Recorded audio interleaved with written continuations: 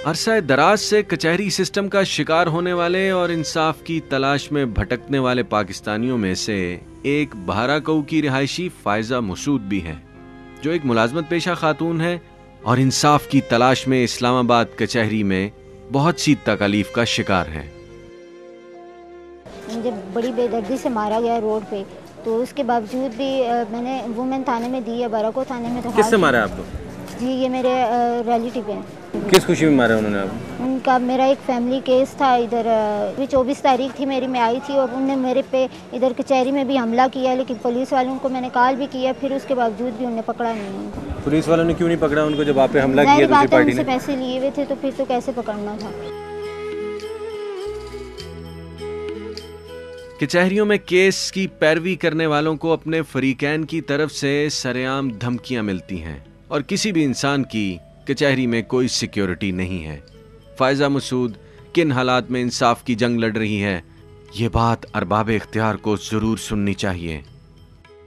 अभी मुझे कह रहे हैं मैं तुम्हारे खामन को भी मार दूंगा, तुम्हें भी मार दूंगा अगर दोबारा अगर दिखाई दिए या कुछ किया। उस दिन मैं कचहरी में आई हूँ, मेरे पे फिर हमला किया। मेरे साथ तो ज्यादती हो रही है, मेरे साथ ना पुलिस मेरे साथ दे रही है, ना ही कचहरी में कोई साथ दे रहा है, इसलिए मेरे लिए प्रॉब्लम बनी हुई है। और वो मुझे जान से मारने की धमकियाँ देते। कल अगर मुझे मार देते तो पुलिस वाले क्या मेरी ज़िंदगी की कीमत चुकाएंगे? पैसा सब कुछ नहीं होती है, इंसान की ज़िंदगी भी होती है। जब आप नेचर के खिलाफ जंग करते हैं ना, इंसाफ के खिलाफ जंग का मतलब है आप नेचर के खिलाफ जंग कर रहे हैं। तो nature will revenge and nature will take revenge from the nation as a whole, not from individual. सिर्फ इत्तेफाक से नहीं, पूरी नेशन से इंतकाम लेगी नेचर, क्योंकि आपने नेचर के खिलाफ जंग की है। नेचर इंसाफ चाहती है, लेकिन हम नेचर के खिलाफ जंग कर रहे हैं। तो अब इंतज़ार करें कि नेचर आपका पूरा पूरा इंतकाम ले।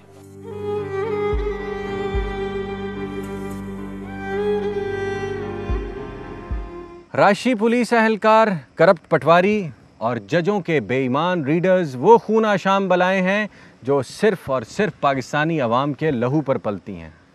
इन लोगों की लूट मार ने पाक सरजमीन को अंधेर नगरी बना रखा है और इस चोर बाजारी ने दुनिया भर में हमें कहीं मुंह दिखाने के काबिल नहीं छोड़ा।